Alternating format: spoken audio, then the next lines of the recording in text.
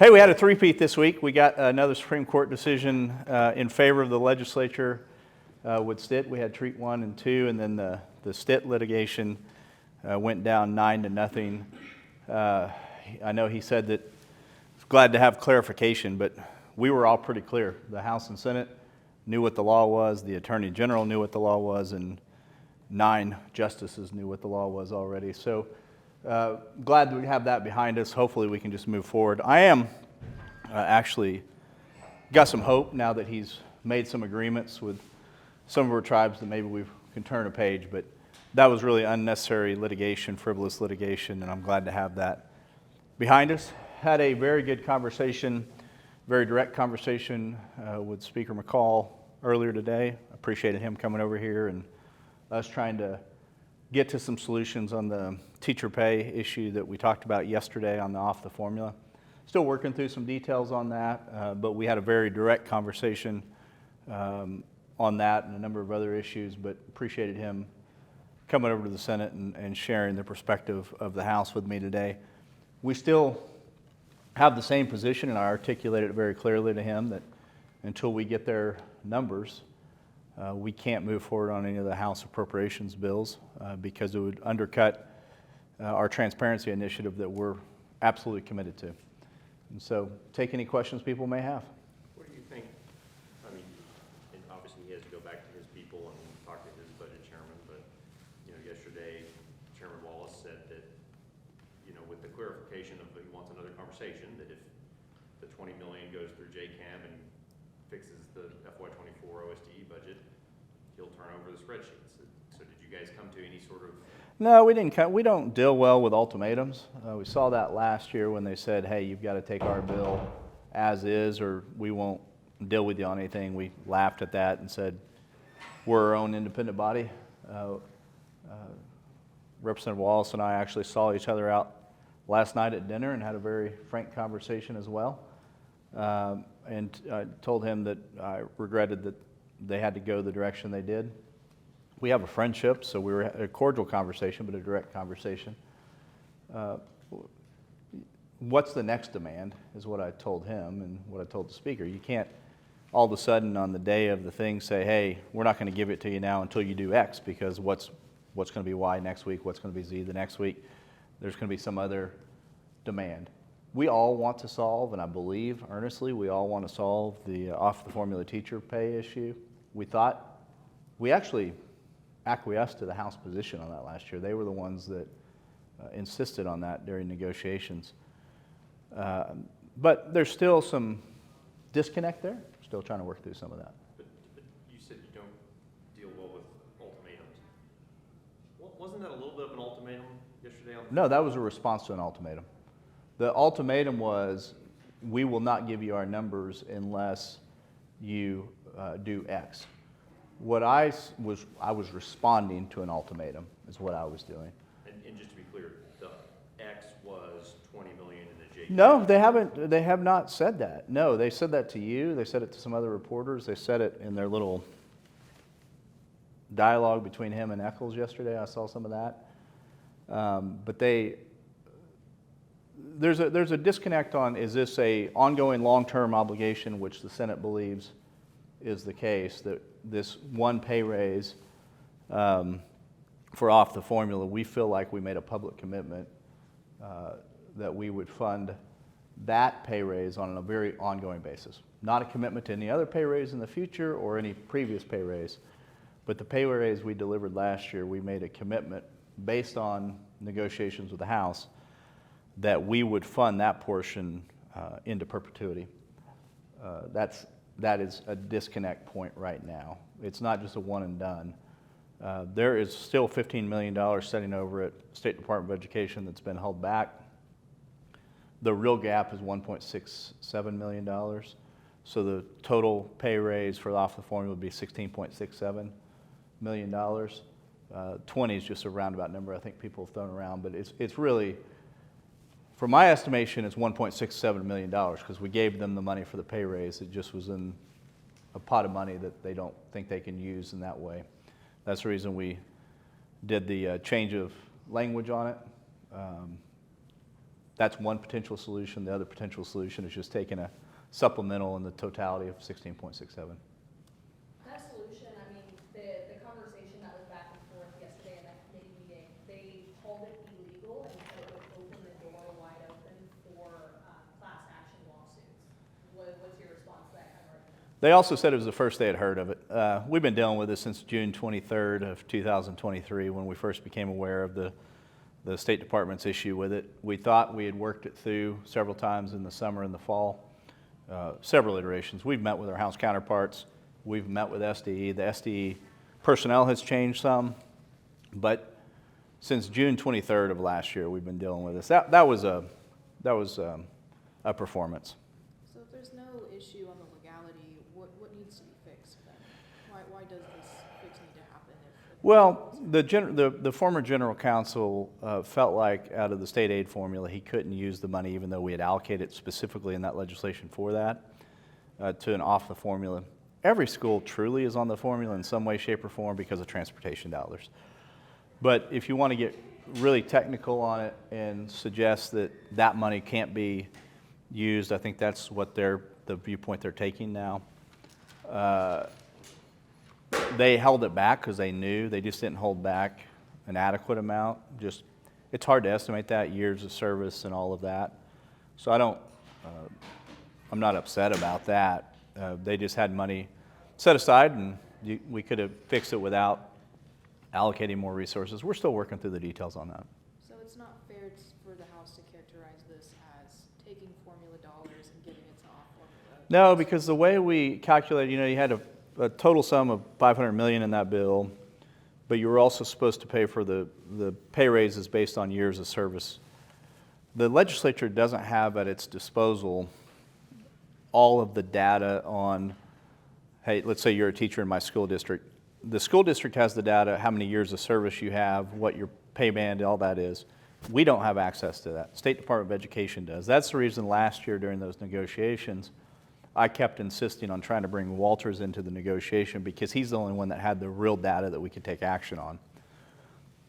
Absent an agreement from our counterparts on bringing Superintendent Walters into those negotiations to supply us that information, we were left with, we knew how many total teachers we had. We knew the average length of service for all those teachers, not broken down by district or school side, but just statewide. And so we just took the pay raise and multiplied it by the number of teachers and the average years of service. That's how we came up with the number that was in the budget bill last year. So we paid for it fully. It's just a matter of whether or not they feel like they can actually allocate those resources. That was an issue that they've gone back and forth on. We're committed to trying to solve it and fix it. But there's no reason to hold up FY25 budget negotiations. This is not a new issue. This isn't something that just arose last week. I've been fully aware of this since June 23rd. So did the school districts give the teacher raises already and are going to get reimbursed by Yeah. the State Department? So Yeah, they're still... The pay raise, the teachers got the pay raise.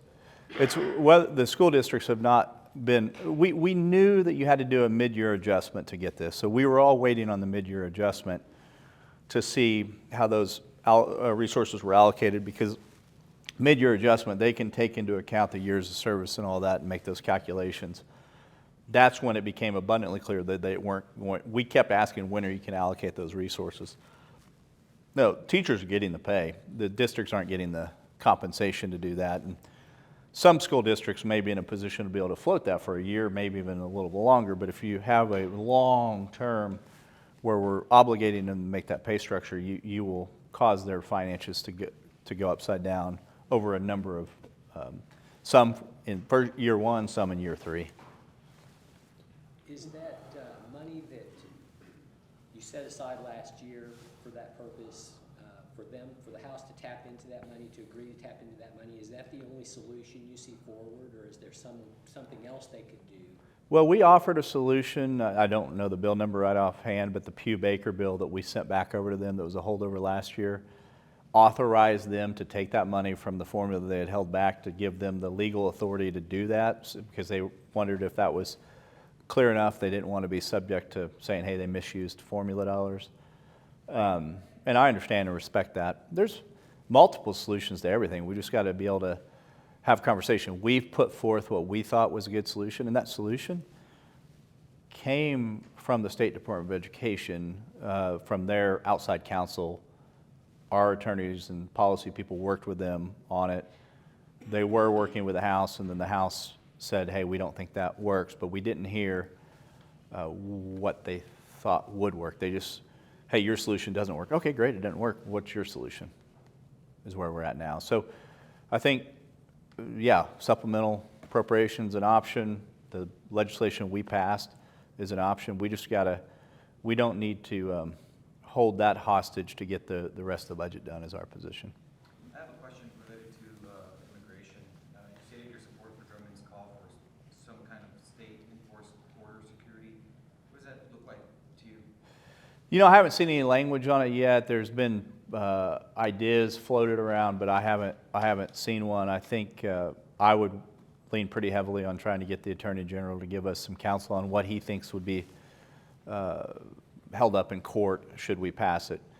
Because if you model it on Senate Bill 4 down in Texas, that obviously got enjoined, and there's some legal issues there. So anything we do, I'd want to try to withstand any judicial scrutiny that is undoubtedly coming on something like that. Are you personally in line with delegating immigration enforcement to local officers? I believe the U.S. government constitutionally is responsible for that, but they've shirked their responsibility, and I know people are frustrated. I know Oklahomans are frustrated. I'd have to see the language to see if I'm comfortable with anything to make sure that we don't. You know, this is a huge issue back during the Randy Terrell days. What was that, 1804 or whatever? And a lot of those got enjoined and put apart. So I want to make sure anything we do, if we do it, would have an actual substantial and enforceable impact. Senator, how much longer do you think the debate between the Senate and the House on releasing numbers is going to last?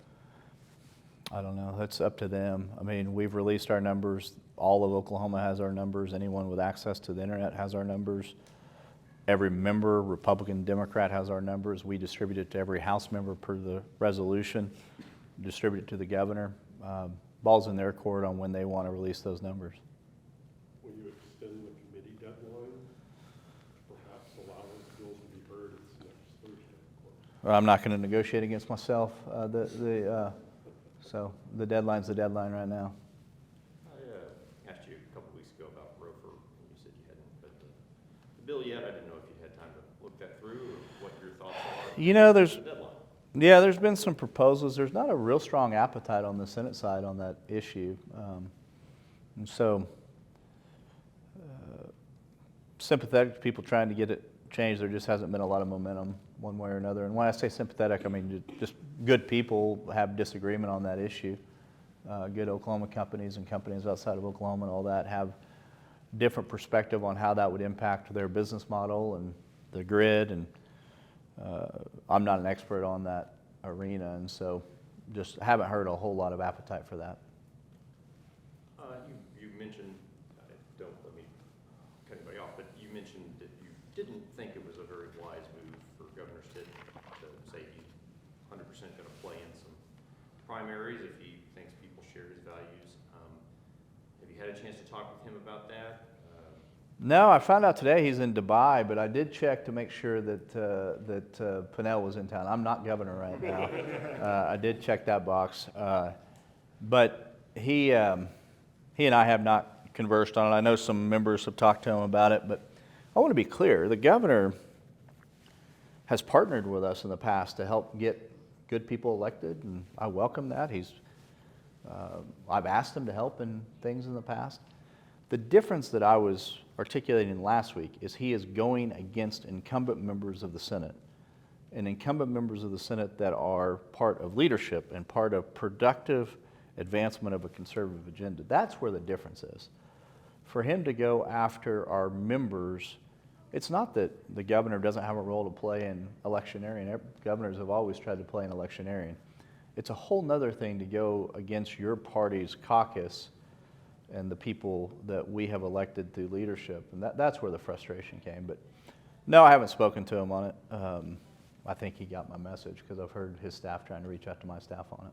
I think there are some members of your caucus who are frustrated that they feel like leadership or members or PACs connected to members and leadership are going after them in their primaries or, drumming up some support. I think there's all kinds of rumors on that every year. There was a rumor that I was going after somebody 2 years ago. I was out knocking doors for them, and if I would have recruited a candidate against them, I would have gotten a much better candidate. I have done electioneering for all my adult life. When I got into the Senate, I've campaigned for myself and my colleagues.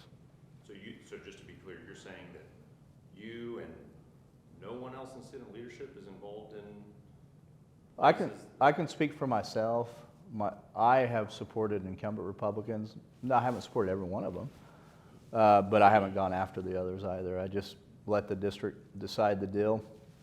I've been very involved in races my whole life, try to help build our majority. Do you have any thoughts on, have you got a chance to review the governor's campaign finance task force and some of the recommendations on there? I saw a headline, but I haven't really delved into it. I haven't seen the actual report. I saw they were wanting to lift limits, I think.